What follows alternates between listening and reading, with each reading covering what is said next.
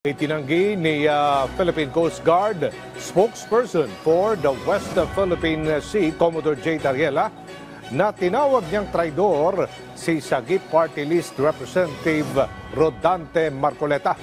Nilinaw yan ng opisyal ng Coast Guard sa isinagawang hearing kahapon ng House Strike Committee hinggil sa fake news at disinformation.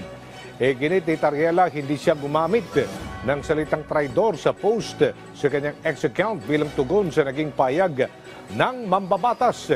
Nanindigan naman si Marcoleta sa kanyang payag na wala ang WPS sa anumang mapa at hindi rin nakarehistro sa International Hydrographic Organization.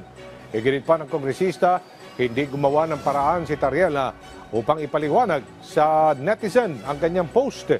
Git naman ni Tariela na hindi niya kontrol ang magiging reaksyon ng mga netizen at hindi niya obligasyon na proteksyonan ang pangalan ni Marcoleta.